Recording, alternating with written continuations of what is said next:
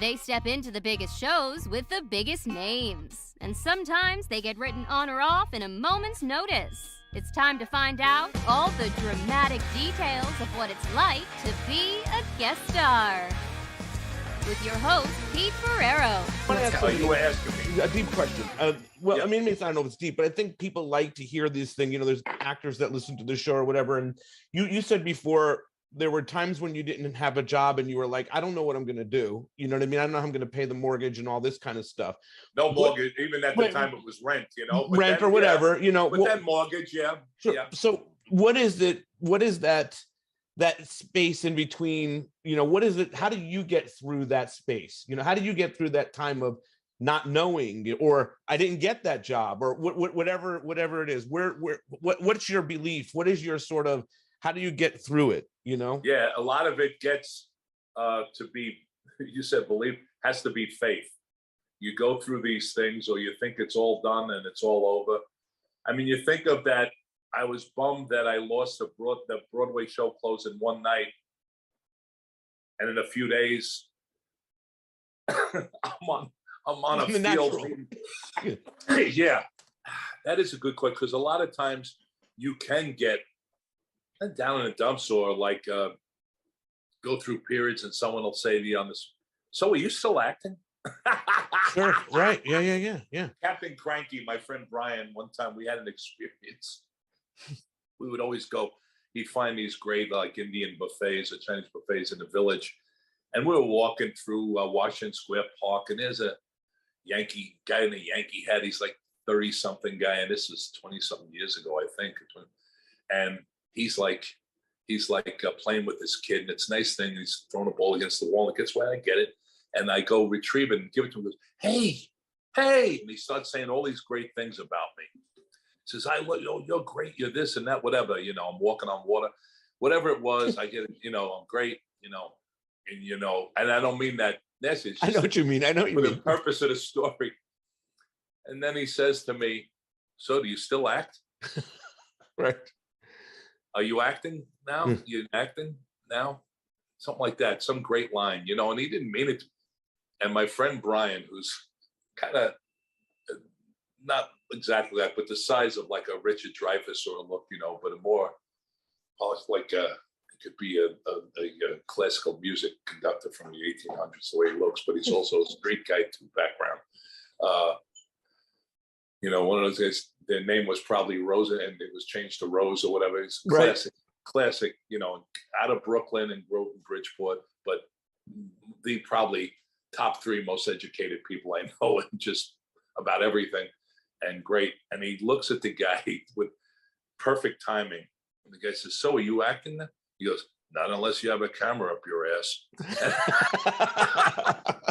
I said, yeah, I'm okay. I'm all right. You know, I used to get thrown by, if you'd be in between something, and something would have a big flash, and then you didn't do anything, or they didn't see it, or it wasn't the style of movie they were watching or show. Sure.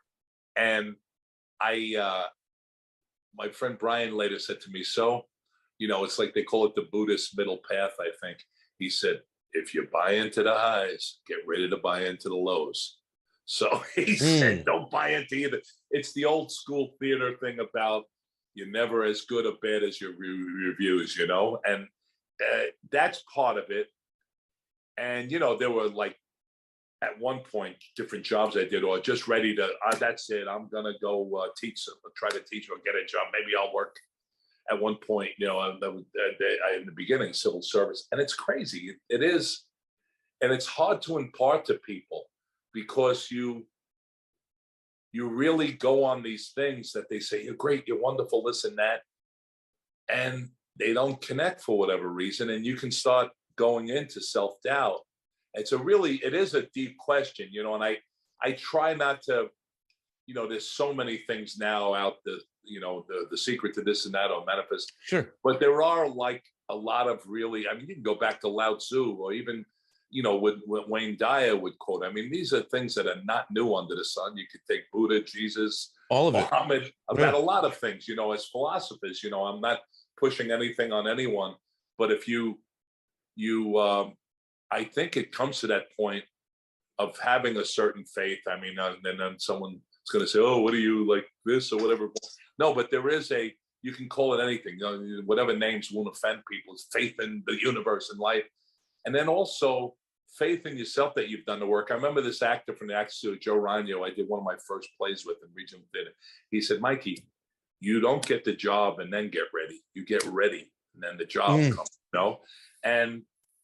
and there's a lot to that, It's a lot to like the secret and all that kind of stuff. Yeah. I mean, manifestation. Not knocking that. A lot of that is kind of surface, so people use it just to say it. I think this. I found. I may say, in lack of a better word you use about deeper. There's many deeper things, and there's things about the mind or whatever, and how much do you bring on yourself, and this and that.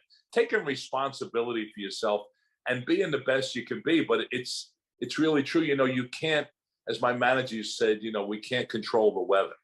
So there's also, when I started out, especially what I tell people, you got to find something that's unique about you. It's not like I'm the best, I'm a better actor than him or this, her, or whatever, anyone. It's more like I used to say, I'm the best Mike Starr I know. And what is that? And a lot of it is amazing. A lot of it is action and getting and doing things. And I heard Jason Alexander advise young people, especially now, and it sounds crazy at my point, but I always feel very young, and they call it Zen beginner's mind. I feel there are other things I want to do now, and I'm slowly seeping in. But when you hear an actor say, I'm writing or I'm producing or I'm directing, baby steps and trying, and there's people asking me to get involved in things. And I did a short that I get producing credit on. This fella out of Cincinnati, I did a indie film with clowning, and I was with these really two interesting people, and it's starting to get some play at festivals. So you do things. You ask a really good question, because I want to be careful not to be a preacher on the. Definitely not. No, I don't mean it that. I don't mean it that way. No, at I know you didn't. Yeah. No, that is. I'd have to say, if I could say it shamelessly, yes, I feel that, and you don't want to fall into cliches meant to be this, that. But when I look back, I heard one guy actually say this, Mike, you might have called it a telepreacher, but when you look back, I wouldn't have been so worried and nervous about things when I knew how things worked out. Does that sound crazy? Totally. I mean, it's like, and you try to, all that stuff about being present, you can read people like Eckhart Tolle about, tomorrow never comes, the past doesn't exist anymore. Not that you don't take accountability, responsibility, but a lot of times I'll fall back into the shoulda, woulda. If I wouldn't have said that stupid thing at the interview, or if I would have said that ad lib in a movie, and this and that. You can really just beat yourself up, and you just have to be ready for the good thing. And again, it's positive thinking, but it's almost beyond positive thinking, hopefully deeper. And there's nothing wrong with positive thinking, but it's actually, I do believe in personal power, Yeah, man. Castaneda, like in the late 60s, early 70s, all the stuff that's coming out. And now it's like becoming more mainstream. Yeah. I do believe that anyone, and again, it's not even being part of a religion, which is wonderful. I don't knock any real stuff or honest stuff, but you hear about all these people. It could be Seinfeld, different people talking about that do transcendental meditation. I think there's a part, you can look at Carl Jung. I worked with this Ray Stevens from England. He was such a good guy from Northern Ireland. We did this thing, Kill the Irishman. And he would talk about Jung, and I can't say I could lecture on Jung, but it's been talked about for hundreds of years, thousands of years, certain things about the subconscious mind and how much does it do? Because you just know sometimes people, and you see, I don't like that word that Bill Maher was talking about actually the other day. There's words that are misused, like karma, sure. You're going to get it, and I have good lines, but I'm saving it for a film script that my brother used to make. Good. No, I don't see people doing horrible things getting punished all the time. You know what I mean? True. Whatever happens to them, this and that. There have been horrible dictators and people that do things, and I don't want to get into it, but there are people. I believe in that. Perhaps we're like these magnets, and there's people through no fault of their own that maybe, you know, that this is a big philosophical discussion, that many of us through no fault of our own could attract things. They could come from childhood. You know what? That's what I was getting back to, what Davy Provo used to call pull boy mentality, or Frank Rizzulli, who wrote so many great Sopranos episodes, would say to me, you know, we got a housing project mentality, and what Davy would call it pull boy mentality. Again, when you see real poverty, you know, we didn't come from poverty. I mean, you know, but sure, but it's almost a mentality that could be well-intentioned and imbued in us. You know what I mean? Yes. So a lot of times I think you got to take that time. I don't care if it's 5 minutes, 20 minutes, and whatever you're into, as long as it's not hurting people, of building up the inner life. Does that make sense? It does make a lot of sense. And I think it's really solid advice. You know, let's move to The Office. I have had this because I'm a huge Office fan, and I'm glad that you mentioned that they just covered this episode, which is so cool. Yeah. The timing of us talking, and then it's interesting. And I actually auditioned for that in New York. Wow. Yeah. I mean, because I would imagine at this time you're getting a lot of calls to do things without auditioning. See, I'm in this netherworld for some reason. I'm in this gray area that some people call me up to. Mike, I worked with you 20 years ago. You what? Really? and I'm on Ray Donovan. I was an AD on commercials with you and Eddie Bianchi 30 years ago. What? You know, and even some things I audition for Psych. When I get up there, they say, "Boy, thanks for doing this. We're so lucky to get you. How did we get you?" I said, "I auditioned for it." What? You know, they say to me. And so there are people where I've had to read, or just some people will put me in it, but I'm still at that point. Especially, it's funny, if you do something well, or people remember you for something. And Dumb and Dumb has been a blessing, and I never, all the hospitals I've visited the kids, and all the great experience I've had with people talking about it. But sometimes younger people who grew up and think I'm a stand-up comedian, that's all I did, you know. You did this one part. It is interesting because I know you from, like, you know, I know you from Goodfellas, you know what I mean? I know you from the serious stuff that you've done too. And so I don't really think about Dumb and Dumber first. It's interesting, you know what I mean? But there is a group, when I posted that I'm interviewing you, that started saying mental and the hot pepper and all that stuff. Yes, and I love that stuff. I love that stuff. I'm not knocking it by any means, but there's so many other things that right. I mean, Jeff Daniels, who I just adore, Jeff Daniels, I've heard him on interviews say, you know, you look at his work. Exactly. And they go, so what was Dumb and Dumber like? You know, and they want to talk about him to Dumb and Dumber. Yeah. And this was such an aberration of anything he did. If you look at it, that's what I was so impressed with, when I'd be next to him and he'd have this hair and he'd go, hey, you know, and do all this crazy talk like, you know. I'm sorry. The audition question. Yeah. So the thing was, on some things, they want to see if I can do different accents or dialects, but I don't know why they had me say, but I was thrilled because it was Allison, who does Kirby. Allison Jones, and done so many things. It's such a great casting director, and they put me on. Maybe they wanted to see me, but they put me on tape at Rockefeller Center in New York, and we were living in Jersey. My wife was working in Jersey at the time, and I remember I kind of did it almost like I was trying to do Luca Brasi, almost, you know, and it was fascinating how it morphed. And I just heard on this interview, I mean, between the writer, I think he was the showrunner, producer, and the director, found this whole different thing.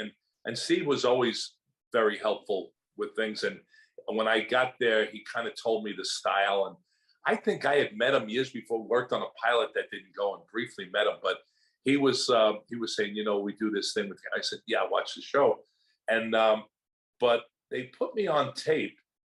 And I think I tried to do this thing like, you know, almost like Luca Brasi, that a guy was uncomfortable with selling. Yet they cast me, and they really wanted the feeling that you don't know if this guy is, you know, if he's a monk or just a salesman, but he has that way or that culture or whatever you want to call it.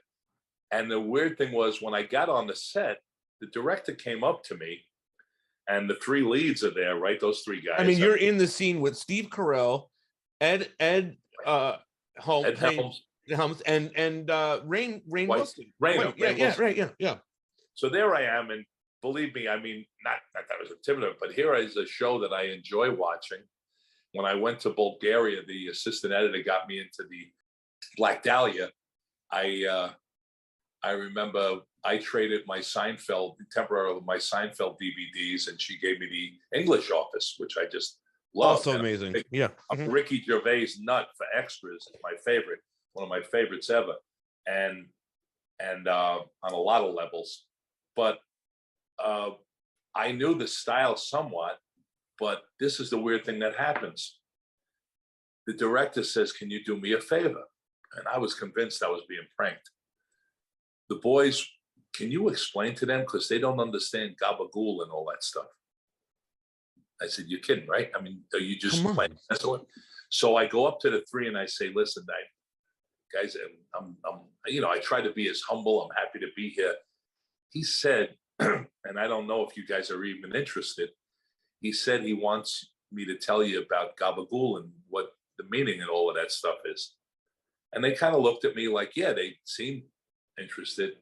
I said, well, as clinically as I could put, because it had been, a lot of that stuff became, and the dialects became popular from the Sopranos, Yes. People were talking like that. I feel like that's where gabagool became a thing. Yeah, I mean, a big. We know from our backgrounds, I mean, and different people. I know what gabagool is and all that, but the Sopranos really put that forward. You know what I mean? Yes, that language. Especially with Tony Sirico, who's a great guy, played Paulie Walnuts. He really, and of course, James Gandolfini, the greatest ever, also human beings. James, did that. They all had it, but and Michael Imperioli, I mean, he's got me about 3 jobs since in the job. He's just very special human. You're with these guys. So so I said to him, guys, I don't know if you're interested. What I know about it, I said, I'm not completely fluent in Italian, but a lot of Southern Italians came to the Northeast, and there were things that it was said that, there were, in fact, people would joke about Sicilian. So if you see that super thing, My Brilliant Friend, they constantly mention the Napolitan dialect. I said, I'm a student of languages. I really tried not to. I always try to get away from that, or I'm not this back, or I'm a real guy. I know the real guys, they do this. It's a great acting disease where people try to be something they're not, which Joe Rogan made a point that one of the things he admired about me, supposedly according to my nephews, he had said that people create these worlds. I don't know. I mean, some are actually real, but I mean, in reality, though, I mean, to your point with Goodfellas, I do feel there are Goodfellas actors. Do you know what I mean? Yeah, sure. So anyway, no, that's not the point. But I try to be very careful. You're not that though. Yeah, you did do that movie, and you are a part of that world. But I don't look at you as like one of those Goodfellas, and there's nothing wrong with that. We'll get to that later, because the character I played was an air carbon supervisor, was a thief who was half Irish, half French American. So anyway, Frenchie from Hempstead. Yeah, Bobby. So Bobby McMahon. Yeah. So anyway, what I was saying is, so I tried to do it almost like a teacher without being too pompous. Of course. But I said, so in a lot of places, C's became the G's. I said, so it's actually, for instance, that word, capicola, and the type of ham or salami, this and that. I said, so a lot of C's become G's, GABA. And a lot of people, even if they didn't speak Italian, but a lot of Italian Americans who spoke it later on, who weren't from Italy, started, like any other New Yorker, shortening things. So capicola started becoming gabagool, and I have friends who, like pizza, pizza, they'll say, hey, you getting the beats? I didn't know what the fuck they were talking about in my life, And it's like, never mind when I had to learn that gravy was sauce, Right. But, stuff like that. When I started staying with different people or hanging out with, when we were in the Bronx more, sure, people come from the South and their relatives would be. So that was a lot of an American. I mean, my brother Jimmy, God rest his soul, he says, you want to get some calamari? I said, what? I mean, a calamari. So they would say that because people he was with, they'd call it calamari. Of course. So it's actually kind of comical, which they use perfectly. And at one point when Steve said I'll have a cup of gabagool, I almost fell off the chair. Was that in it? I don't know if it made it, but he said that one there's time. Outtakes of this too, like on Peacock. Really? They put like a gag reel together for each season. And what I will say is I watched that season that you're in, and you can just see in Steve Carell's face that there is a genuine excitement about doing this with you.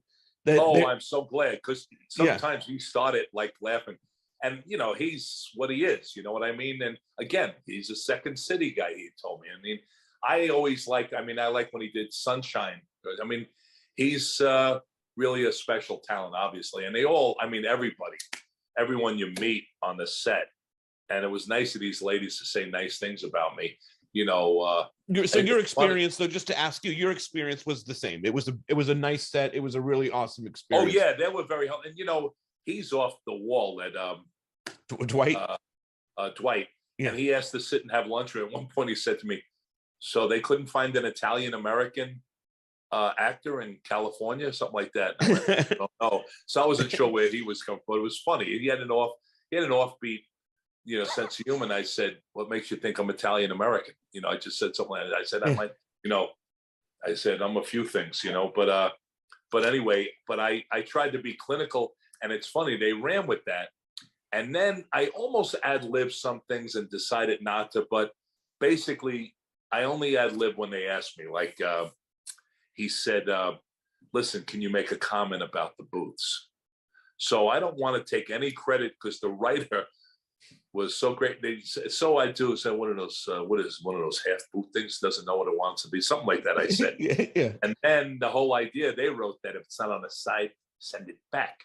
And the idea is, what's funny about that, because it's true, there are people that are not mob people, but they behave like that. That's right. And the guy I felt was a good guy, and I almost did a thing when he turns against. I almost said, "Where's this anger coming from, Michael?" I almost did that, and I didn't. And then I was going to ad lib about my uncle said, you could get a pot of gold, whatever. But the idea was, he was in insurance, and we didn't quite know, was he supposed to be? Was it? And it was weird. Like, even one time I stumbled, and it came out like Luca Brasi, and Steve thought that was funny, and I trusted him, And the guy who wrote this, it was really interesting, because listening to this, my youngest daughter sent me the podcast the other day. He was mentioned that he said, yes, it's become a small iconic, classic. And I said, really? So I really tried to just play it as real as I could, that this guy, that's the way he spoke, when he was in a restaurant, he was quite adamant, but he was a guy trying to be an insurance salesman. I mean, whatever you could put background, but something clicked, and I can't remember when the showrunner came down. The director was wonderful. When the showrunner came down, the actual writer, because these guys are, it's different from a film. Yes. As far as the writers rolled, you know what I mean? They're with this for years. The actors are with it for years. So a director may know it. I mean, unless you're a Jim Burrows that comes on and did James Burrows, you see that name, you go, whoa. And I was lucky enough on Frasier to work with him. And I'm not saying a director is diminished, but a lot of times, especially with comedies, when they know their thing down, the director, you see some of the guys they have on Seinfeld, trying to think, this one guy you see a lot of times, and they had an interaction, but how much there's Larry David and Seinfeld writing, doing all the writing and this and that, and all these talented people. And I'm not saying that the director wasn't talented. I'm probably defending myself too much here. But what I'm saying is, there was something that guy did, because he wrote it, and I can't remember how he said it, but he wanted me to be that guy like that. You know what I mean? He wanted me to be that adamant and self-assured, and he could be a salesman, but this is the way he talks, Yeah.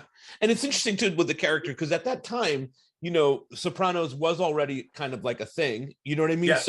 So there is Yeah. possible this guy could just be an insurance salesman that like really is Sopranos That's culture. a great point. That's a great point, because boy, if I had enough people come up, and every time I was supposed to do this front, because everybody was so great to me, something would happen. And then I was on this Broadway show. Nathan Lane got me, and Brad Garrett had left, and he came back and played Oscar actually, but a bit. But it was the 1 or 2 weeks you couldn't get off. It was Tony weeks, and David Chase was going to put me on the one of the last shows, a mob guy getting killed, this and that, because I always wanted to do it, and something would happen. I was surprised that you never when it got into that universe.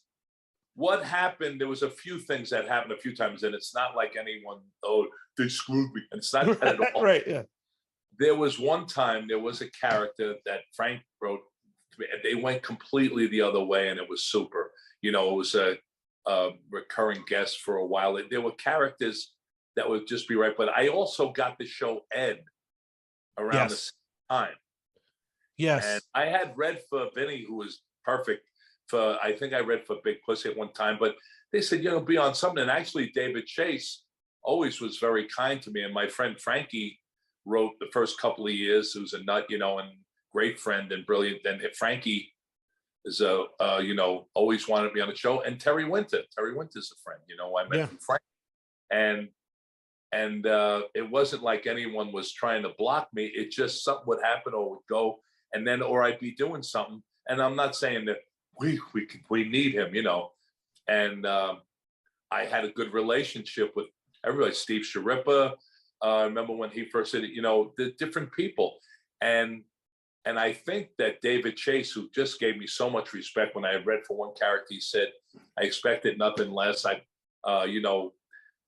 I probably joked around too much when they asked where I lived, because I would get nervous because my wife was in Seattle.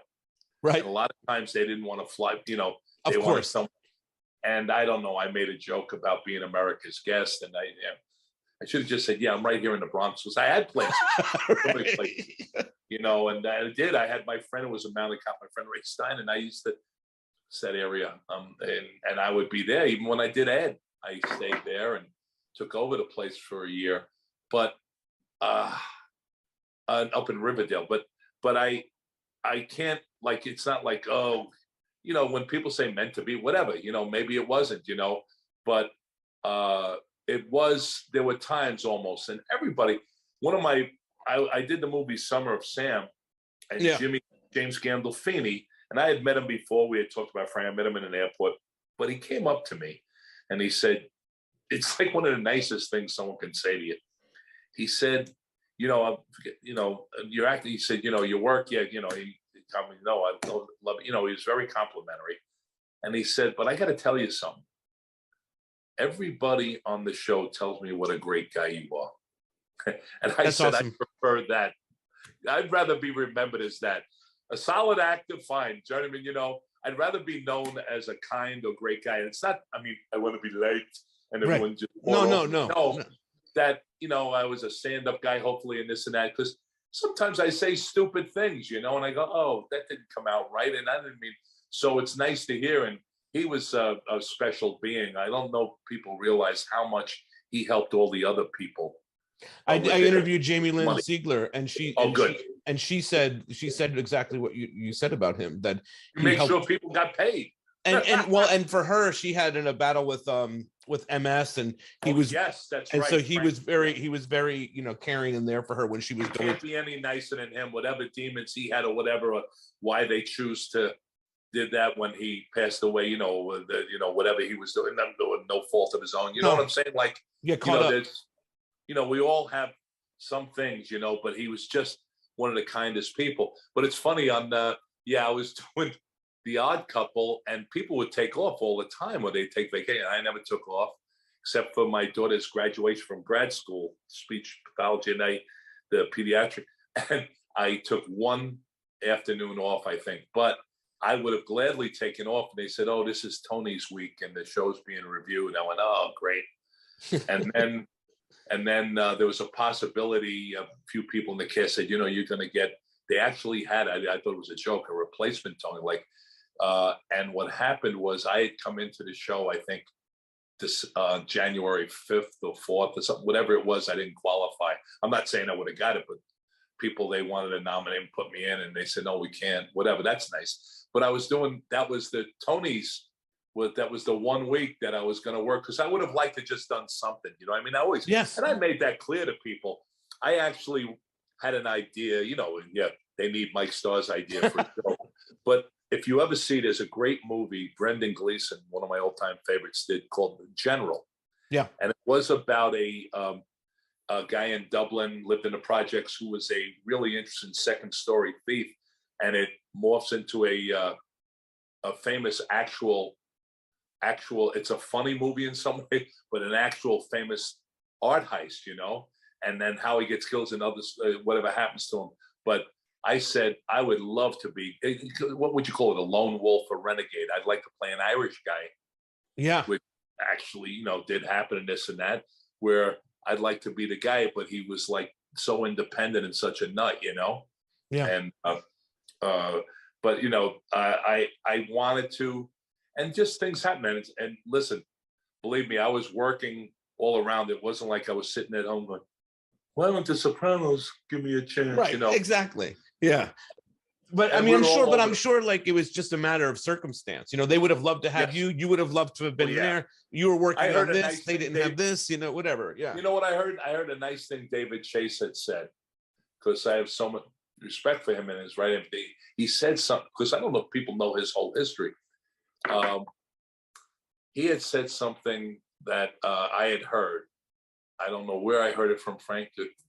I don't know, or just who knows, actors or whatever said, I want my son to show, but he didn't want me to play a dumb guy. You know what I mean? Like, because I had played, I don't want to say dumb, you know, but whatever, or didn't want me to play a certain, because in like Mad Dog and Glory, it was like, not a cliche, maybe. Yeah. Right? He didn't want you to play a cliche of a mobster. Yeah. You know, and there's a couple of things I was in where I might have had a different pacing, like in Miller's Crossing, which was one of the greatest experiences a human can ever have. And I actually sang in that, which is a funny story, but I actually sang the opera, and the Coen brothers apologized to me and said, we should have put you in the credits. People think someone sang for you, because I sang a different song on the set, a different dialect at a different pace. And then they brought me back in, which is a great story how I learned that. But yeah, in The Sopranos, and it's a very special thing in the culture. I mean, Michael would tell me, him and Steve, they'd go places, name it, you know, Finland, whatever. And it was like, and he's the last thing from being egotistical or egomaniacal. Talk about a guy who's got his feet on the ground and just a kind spirit, you know, good guy. Michael said, you know, it was like being the Beatles at one point or something like, you know what I mean? It was like, yeah, I can imagine. Yeah. Yeah. And of course, when you see that, then all the perks, like they would pay them all to come out, you know, all these guys, all this money to sit next to people in Vegas, you know, or something like that, you know. It's crazy. And really, I was happy Tony Sirico had put in all this time, and, you know, he was a real street guy in a lot of ways, but did such a great job as Paulie Walnuts, you know. There were people you're happy for, and you see a guy who's, lack of a better word, a great humanitarian, like a fabulous talent like Steve Van Zandt. Yes. I don't know him at all, but Frank told me about him, and my friend who's the musician we were Zooming with, you know, all the great things he did with the pop. It just really did for other people. You know, it's so stupid to be jealous or envious of people. It's really, that's another thing if we're going to get back to deep philosophy. One thing you can't do, I don't care if the person is even a terrible person sometimes. Right. You get hung up on this thing of being actors. It's very easy. And you talk to me, oh yeah, well, he's doing that. Yeah, he didn't know what the hell he was doing. Whatever.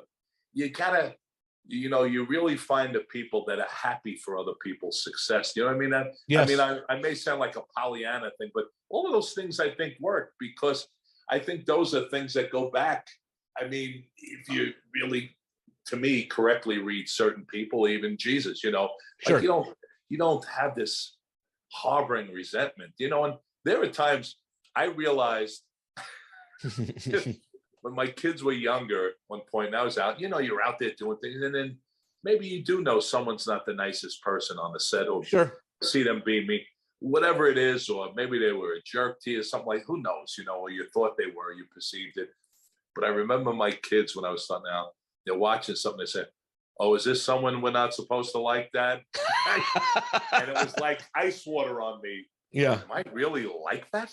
Right. And you go, oh, so you try to be careful, it's, you try to be aware. Yeah. So that's, yeah, you bless it. Yeah. It got to be really obnoxious with some people who would come up to me. Like you say, it's an intelligent perception. Yeah. I'm surprised that I wasn't. Yeah. And it's not like, well, yeah, they didn't know what they. No, it's just what you said, circumstances. But that's an intelligent way of looking at it, perceptive way you have, obviously doing this. But when people would say, "How come you know the Sopranos?" Well, they would. I said, there's other things in the world, and there's other cultures, and there's other things about Italian American culture. I said it's not a given that I have, and there's no SAG rule that says you must be on the Sopranos. You better take Mike Starr. Well, and but the people. Think about this on this level. I mean, I don't mean to go this deep, but like if you think about it, like the fact that you weren't on the Sopranos, when you do The Office, it's more believable. What they want out of the character is even better yet. You know what I mean? It's even better yet served because you are technically not one of those guys. You know what I mean? So if Tony goes on to that show, you would think maybe he is a mobster. You would lean more towards if one of those Sopranos guys went on and did that part, you might be like, well, I know he's a mobster. I saw him on the Sopranos. Exactly. No, you're right. Yeah, that's so it's maybe an all purpose of what your purpose is in the world of the part and whatnot, Yeah, you would have it. That's a really interesting way of looking at it. I had a guy say to me one time, we were doing some kind of benefit this and that, and he was kind of bitter of this and that, but he was trying to mask it. He said, me, it's almost like a Seinfeld bit. I could be the editor, I could be the senior, you could be really, and this fella, and I'm sure he meant the right way. I don't want to say he was bitter, but had said, he mentioned himself, another name, and me. We could have done Tony Soprano. I said, not me. I said, not like you did. Right. No, exactly. I mean, and it's not a lack of confidence. No, but it's just what it is. What it's so great at it too. You don't want to say that. I don't want to, everything's luck, everything. No, it's not. Right. Yeah. I mean, James Gandolfini brought something so special to Tony Soprano. Absolutely. How many shows do you see they put the wrong actor in the wrong thing? They either recast or the show is gone in a year. Right. So it's like that. Agreed. There's a magic, but it's also the talent level that the characters bring and the specificness that the person brings to it. So I think your theory is right. But let's go to Goodfellas real quick before we kind of wrap this up. Because that is your. I know I talk so long. No, I don't mind. This is be a two-parter, but I love that. I do. That is your sort of walk in the world of. I mean, we talked about the other one, but this is the one that enters you into the world of this. It's Martin Scorsese. It's Robert De Niro. It's the biggest one. I mean, for me, it's one I watch the most. It's Goodfellas. Yeah. Talk to me about getting that part, walking into that universe. See, that's another great point because someone would say, "Well, it's too bad you didn't get it." I said, "No, that's great. No, they were great." I said, "But I'm been blessed and lucky to be in the film." The mafia movie. Yeah, right. Well, that's interesting. No, I see now The Godfather. Correct. Was a certain and a stunning, almost like Roman Empire, or like a classic, not a Downton Abbey, I want to say, but it's, they're just different movies. You know what I mean? But the thing I want to say about that it's not a mafia movie, that word mafia, and I don't want to be so sensitive about it because things are what they are, whatever word you want to use is fine. But I think one of the many things about Goodfellas, I call it an anti-drug movie. I call it an anti-the life movie, that world that we're in. But, and like Oliver Stone one time said, people and he wasn't the first one to say it, people are going to get from a movie what they get from a movie. People say, yeah, that was cool. I said, no, it wasn't cool. People turned on each other. They ratted people. Exactly. People wound up, that was in a dumpster. That was not cool. I was covered in blood in the dumpster. That was not a cool That was not a cool movie. Yeah, Right. but it was a cool movie. It's a but cool the movie. was, yeah. Yeah, But they said, but yeah, not I got the things that happened. Someone Right. wants to tell me I was at a wedding and I got a cousin just like that, or like, No. or I got a cousin on the, they're just like the Sopranos. I said, good, great. Leave me out of it. Yeah. yeah. I mean, James Gandolfini played a great role. Was he supposed to be a wonderful human? I don't know. That's someone else's discussion for another time. I mean, his character, I don't know. Tony Soprano a wonderful guy, right? Yeah, I mean that's a whole other thing. Yeah, whatever way. I mean, sure, you watch all this and everybody, Michael's performance or Tony, all. I mean, we've already mentioned Gandolfini and. Had the women on the show. Phenomenal. all of it works so well together. Yeah. I mean, super powerful. And but for you coming into the back to Goodfellas. So there was one point, and it's the reason why I jump at the word mafia. There was one point, one of my friends, Victor, was turning to me, how do you say good luck in town when they're taking Ray's character, Henry Hill, for the first time going away, and dudes say, hey, you broke each other. No, that wasn't. It's when he comes back. He might have said that, whatever. But we do a sending off party to him, right? Yes. We'll stay. I don't do anything. I might stand there, hey, good luck, whatever. But you're at there. One point, my friend Victor, who was one of the authors of Summer Sam, he just decided, and he was taking a chance on an ad lib in the group. It made sense in one world. He said, "Buona fortuna," luck. Yeah. And this is how you think he might be missing something. Someone might think, but not you. Where Scorsese, you talk about details. He looked around and said, "Did someone say something in Italian?" And Vic, innocently, and I'm not throwing Victor under the bus. It was a good idea. It was a chance, right? And everybody's doing that, right? I mean, Scorsese loves no, this. Wait.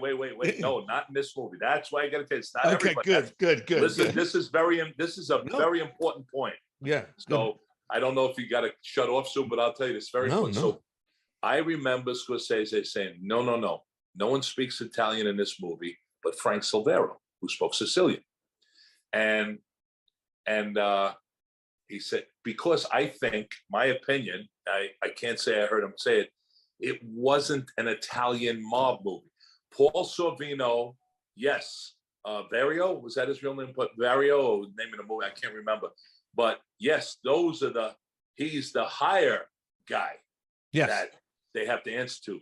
But part of the great, if you take it out of what we know, this and that, and just take it, I don't mean to say it like a Shakespearean play or a Greek tragedy or anything. Part of the story. It is, though. Yeah. Yeah. Well, okay, great. So part of the mechanism that people would use a turn point is that Ray's character is only half Sicilian, so he can't be made. That's right. Robert De Niro's character is a fascinating human that people from Queens, Jimmy Burke, and his sons are lawyers now, I think. I don't know. But he, in fact, I believe, according to Nick Pileggi's book, he might have been a foster child, might have come from Ireland. His big chance, right? So I don't know what motivates Bob, Yeah.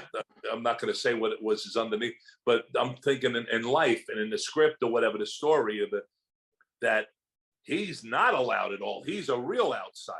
Right. You Correct. see him, and I found out, you see him button his cuffs, talk about details. Well, Jimmy, from what I heard, Jimmy Burke, Mr. Burke, James Burke, was very conscious, because a lot of times in movies they don't get Irish, so-called Irish mobsters, right? A lot of Irish guys would allegedly would wear sweatshirts or sneakers, or guys, they were a lot of them you wouldn't know, they didn't. Right.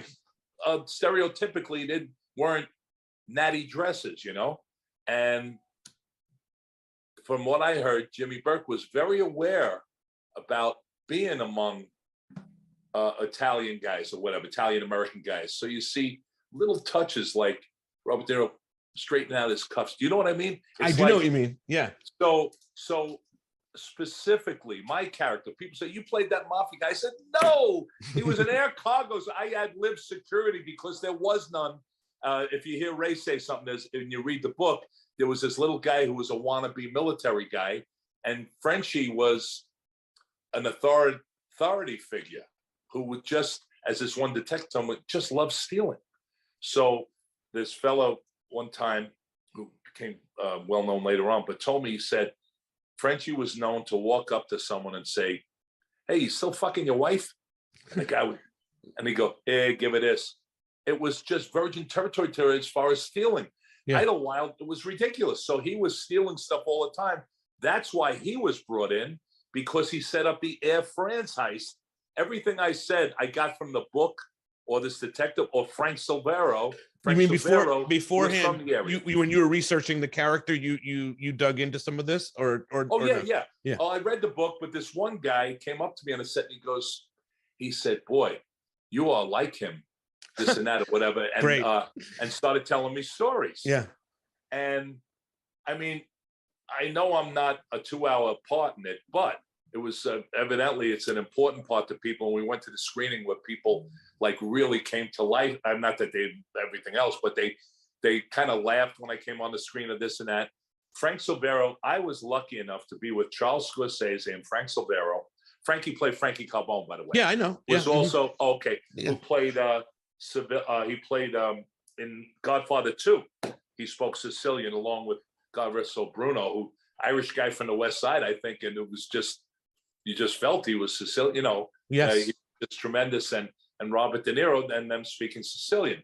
But I'll tell you, because it's got to pay off with the fur coat story. I'll tell you how Frank spoke Sicilian. But I actually sat when I do the passing of the key.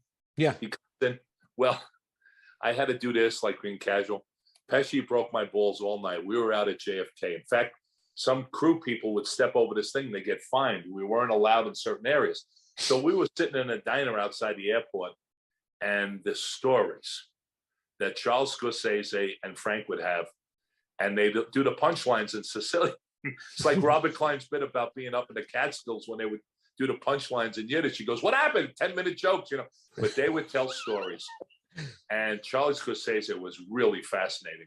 And Martin Scorsese's childhood, people don't realize different things he had. And I think he went through asthma, and he and I just bonded on trivia. He just found me very funny, and he would catch me on the set and ask me, and I knew a song or I'd sing it or new bits, and we would do old Jackie Gleason bits together. I love it. Yeah. Charlie the Loudmouth, this and that. There was a guy that Charlie Bratton that Jackie Gleason had created with Connie. You gotta eat that slop. And Scorsese would come by if I was eating. You gotta eat that slop. He'd come in and Art Connie would play this guy. So we would just laugh all the time, But he never missed a thing, Scorsese, And finally, with this character, like I said, so Frank Silvero said to me, Mike, how are you going to play this guy? And I'm like sitting there going, oh, Christ, is this the type that I'm on? Yeah. At first, I'm saying to myself, then realizing that he had some gems for me, because we got along great. Like there's some people that say, oh, let me hear you talk Texan or whatever. How are you going to talk in this movie, or whatever. I know what you mean, though. Yeah. Can you do that? But he didn't do that. What I'm saying is, I got it. Yeah, I know what you mean. Yeah, yeah. So Frank said to me, how are you gonna talk in this? How are you gonna be? And it was a great fucking question, because Frenchie wasn't the guy that talked like this. And let me see, we got this thing here, and we're gonna do this, which is great. And I'm for something I'm not else. Doing a funny thing, yeah. Yeah. So he said to me, I said, well, what? And he goes, because the way you are now, because we were telling funny stories. That's just the way he was. In fact, it might have worked against him, because that scene, that great scene that De Niro and Scorsese set up of Jimmy Burke supposedly had said, nothing, you don't. And like some of the most famous people who didn't wind up in trouble, they'd be like the little guy at the candy store, you don't. Yeah. You don't show any changes, because they'll all be looking at you anyway. But now so that's why that scene is so great if people don't get it. So anyway, he said that was the guy. So I wanted to be shot out of a cannon. That was my idea. And it was great. I was so thrilled. You talk about being part of something, just as I'm saying it, that Scorsese put in music, something like that. Yeah, right? yeah. When I entered. And I'm like that. And that's what I wanted to be. And then Robert De Niro kept throwing me softballs going. And I can't remember because it'd be a false memory. I want to think that he said to me, whenever I do that, get louder. You know what I mean? Oh, I Whatever, love it. Yeah. Do this, but whatever it was, and we didn't get, and we had all sorts of fun ad libs, but this is how serious Scorsese took it. They called me in and said, I need you to go talk to Bob. I'm like, whoa. As in Robert De Niro, go talk to Bob about me? the scene. Right. Yeah. And then I think that was the day I was watching. I saw the funny like a clown scene. How about that? Seeing something iconic. People still, they stop me and they go, hey, am I funny? And but Pesci broke my balls because he said, I was like this. He goes, Mike, try some left elbow acting. He was just always funny. Joe Pesci, and always nice, great, yeah, and so nice and funny, and really a ball breaker, anyway, so I went in, and it was great. And I don't like to expose anyone's inner workings, but basically, when we talked, and I did my Frank Silvera imitation. He laughed, I was saying, he said, "What do you think?" He gives you the respect. At least he did with me, always working with him. And he'd always give that little, like, if it was good, but he never was a guy that tried to direct you. And he gives you the respect to let you, he said, what do you think? What do you think of it? He asked me questions. And that this guy researched this 18,000 ways to win. Of course. No, I just feel because, he he's had Robert to. De Niro. Yeah. And he didn't miss a thing. But I started talking, and the one thing I wanted to be careful about, again, with anyone, is going, so the guys I know these Irish guys, I know that, I said, what I've heard, and we talked about it. I said, but Frank told me about his enthusiasm and his way, when we laugh and we just talked. And he doesn't tell you, I say this with all respect because I'm afraid if things come out the wrong way. I mean, one time someone asked me, writing a book, a young guy, and I called up and he was kind of annoyed because, I said, no, I got to tell you something. He said, what is it? Kind of, well, in the book, it sounded, I said, I wasn't afraid of De Niro, whatever. It almost came out arrogant. Yeah. I said, right. I know what you mean. What I said in context, and he changed it. I said that Martin Scorsese and Robert De Niro and Ray Liotta, and the way we did the scene, which I'll tell you, made me so comfortable that I just felt it was you like weren't intimidated by doing it, because that's it better. And it almost, this guy wanted to put that I said I wasn't intimidated by De Niro. No, what I said. So we have our talk, this and that. I get to the set. This as much as I can remember. And I have a real visual memory of things. My friends still freak out back to childhood. But I remember things visually more, or someone saying something outrageous, maybe that you remember, or traumatic, maybe, or something, dramatic. But I remember it was just us. Oh, first I go up to him and I say, Monty, can I talk to you a second? And he said, yeah, what is it? I said, I know Nick wrote the book and he wrote the script. Now, obviously, if you should read the book Wise Guy, just a second. I will. How they got the key. It's hysterical. And I had told him one time, he goes, yeah, it'd be a whole movie. We couldn't do it. So we had to they had to cut it down because the scene is not about French the movie's not about Frenchie getting the key. But it sounds like hysterical. It's with all the reboots going on right now. Maybe there's a world where that's an interesting. Oh, you could, I'm telling you, because it is so classical and so funny how they did it and all the things they went through, and Frenchie doing this act and getting this woman posing as a teacher that was really a hook, everything. I mean, it's like they get in a sauna, they get the guy, the security guy who idolized Frenchie, and they got this key ring, they break in. I mean, it's just really, the guy had about 60 keys, the security guy. It's funny. So it's not like, someone might think, why didn't he just walk in and say, hey, you give me those keys? No, it wasn't like that. Right. It was really comical. And Henry Hill had been friends with Frenchie, I think, and he brought him in. But it's really great. So how are you going to get that all in this amount of scene? Mike Starr did his best. But in the script, it said, I can do it. I can get past all the alarms, which would work. It would work in the show, in a movie. Hey, it didn't quite happen. Well, yeah, I wasn't in a dumpster either. You know, this detective showed me pictures of him and Joe Budamonri, his partner, getting gas station Joe getting shot in a deuce. He had pictures. He showed. I think he showed De Niro too, but he showed me pictures. I saw the picture of my guy with his family having fun at Christmas or whatever, and then with his head, you know. Anyway, so you know, I'm not saying Nick didn't write a good script by any means. And Nick, when we were at the reunion, he said, "Ah, come on, you made up everything." I said, "No, Nick, I got it from your book. I got it from you." Right. George C. Scott and Patton Rommel, I read your book. But anyway, I said, and I'd like to say, I said to Martin Scorsese, this sounds so bad. And I turned to Marty and said, "I can shoot this scene, Marty." I said to him, I said, "Can I just ask you?" He goes, "What is it?" I said, "Well, you know," and it says I can get past it. So yeah, he just asked me. He didn't say like, "Oh, it didn't happen." No, he just said, I said, "Well, no, that was the beauty of it." And that's just the way I spoke, you know? Yeah. I said, "That was the beauty of it. There were no alarms, you know?" Right. From Nick's book, he goes, "Now, Martin Scorsese said this to me in 1989 on a set." Okay, Mike, just say whatever you know about it. Now, wow. You want to talk a blessing, you know, like a compliment and pressure. But that's incredible, though, to be given that freedom to do that. As I remember, and he gave me that. And what we did, we rehearsed only ourselves, the three characters in that scene, and Martin Scorsese. Once he was comfortable with that, that's why I said I wasn't afraid. Once he was comfortable with that,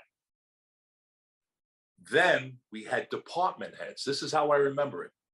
And then department heads, for anyone out there, cinematographer, prop master, you know, anyone that has to be there, the gaffer for the light, you know, anyone that, you know, has to light it. Now we're going to see what we've worked out at this crossing to the bar and doing the scene.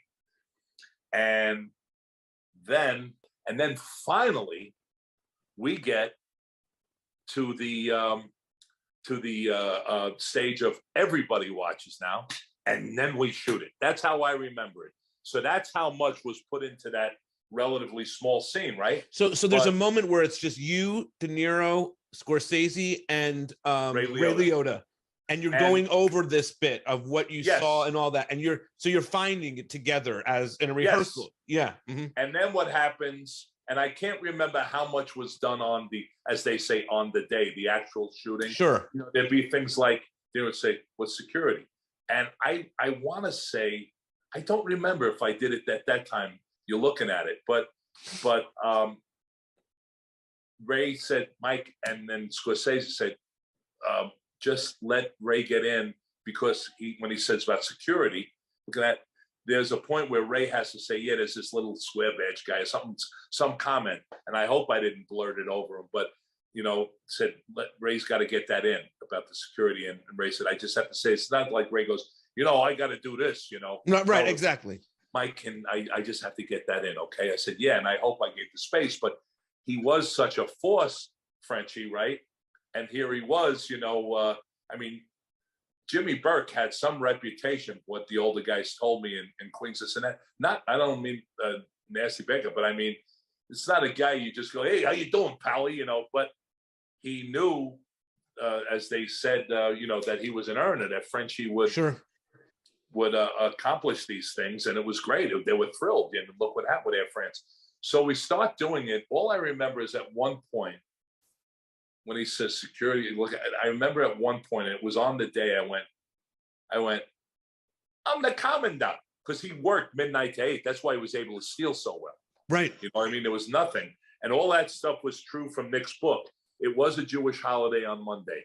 It was money from American tourists and American military.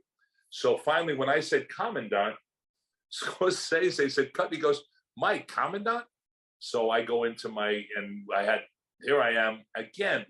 It could be the mouse with the lion, but I was so comfortable, not arrogant about it. I said, "Yeah," I said, "It's 1968," because because Lufthansa was 78, but that was the big money, obviously. But 68, I said, thanks to Hogan's Heroes is a big show. I said, height of the Vietnam War, my generation grew up with war movies, Stalag 17, Greatest, You're saying this to Scorsese. You said this to Scorsese. I'm saying it to him, whatever I said. I love it. I love it. I said, and we grew up on war movies, and there was always that commandant in the prison camp. Someone commandant. I almost said hair commandant, which I could. And all I remember, the direction I got from Scorsese was, I love it. Keep it in. And he would ask me to ad lib, and sometimes they were too long because Thelma told me they'd make like 3 cuts and not in that scene and something else. He said, make fun of it. And he would laugh so hard. My brother would be behind camera with them. And he'd say, Scorsese's losing it back there. And he's in front to Erwin Weiner, the producer. He goes, yeah, what Mike Starr said. And he said, Erwin's going, I heard it, Marty. I heard it. You know? But, so, I mean, I have nothing but joyful memories that when they had the reunion, and people kept coming up to, who was from Queens. And I was trying to get over to see De Niro at the, you know, and De Niro had looked over at one point and said, oh, Mike Starr, you know, because whoever wasn't announced, the leads, you know, we stood up and he says, oh, I see Mike Starr. That was a thrill. And one of my biggest thrills, he had been in Taiwan doing that film that was set in Japan in the 16th century about the Jesuits trying to convert people, something like that. It's from a book, and a lot of people don't know it. So Scorsese did a remote, and it was on a big screen at the Beacon Theater. And as I remember, and I'm sitting there and he's naming people, you know, had made it. And I'm going, he didn't say me. You know, I'm like sitting, being very low keyed about it, like, and nodding. And one of my biggest thrills, and he went, and of course, Mike Starr. That was gold to me. That was platinum. That he gave a little laugh and he said, of course, Mike Starr, you know, and I was sitting there and the way people responded, like, you know, and Terry Winter and my friend Chris Caldovino, who was in this, played, God rest so Frank, you know, Frank's little brother. I forget the character's name, but Frank Vincent was just so, him and his He's story. So good. But yeah, and I had worked with him on something in Chicago and we got close. But Chris also on Boardwalk Empire playing a psychic to Bobby Cannavale. But he said to me, you have to understand, we used to do that scene when we were young. He said, and it's an iconic. I said, really? It's just like when I went in Chicago, there's a well-known pizza place, not Chicago Pizza, near my daughter's house. And we went in there. I went in with my son-in-law and my grandson, and there were like 5 absolutely different ethnic groups of 20-year-olds, 21-year-olds. And they said, oh, we know your voice, you're an actor. And I started mentioning, what did I do? Dumb and Dumber, Goodfellas. Go, no, The Office. I said, how are you watching The Office? It's so weird. So my 13-year-old granddaughter will be in a restaurant with me and go, if it's not on the side, I'm sending it back. And they all start laughing. Oh, that's amazing. Have you ever done that as a joke at a restaurant? You really need to think. You should really do that more often. Yeah, I'm trying to think if I did that, because she would do it and I would laugh so hard and everyone would get a kick out of it. Oh, that's amazing. So do it. That's right. Maybe I'll say, I'm sending it back. Oh, she'll love that. Yeah. This has been great, man. I could do a whole other thing with me. Let's keep in touch and all that. I'd like to do another one. I love telling these stories when someone has respect and appreciates it. Yeah, I love all of them, man. It's funny. It's funny that even Chris said to me, you know, you have one of the most, my friends would think you had the legitimate New York accent, Queens accent. Well, I was just talking like, actually, my dad was from Massachusetts, but it's just sometimes, and that's not to say, I'm not talking about De Niro or Pesci. We're talking about other characters. I know what you mean. Everyone, I thought everybody was natural, you know? Authentic. But it's funny, he said that it rung true to my Brooklyn working class neighborhood, wherever he was from. Yeah, he said, I always felt that before I knew you, I felt like I knew you. You know, I mean, I feel that way too. That's so weird that you're saying that someone said that to you, because I felt that way too. I even said to someone like, I just feel there's going to just be a natural understanding. And I don't know if it's that East Coast thing or if it's me seeing you and all this stuff. But thank you for doing this, and let's stay in touch, man. And I would love to stay in touch and give you my info in this thing. You're out in LA? I'm in LA. Yeah, I'm in the definitely. Pasadena area. Yeah. I would. Oh, geez, that's a great area. I filmed. Yeah. I love Pasadena. So we could Special. maybe just get together and hear more of these stories, man, and find a hoagie spot or something if we can. Absolutely. Yeah. All right, my man. Eastern. Thank you so much for doing. Exactly. All right, thank you for doing this, man. I appreciate it so much.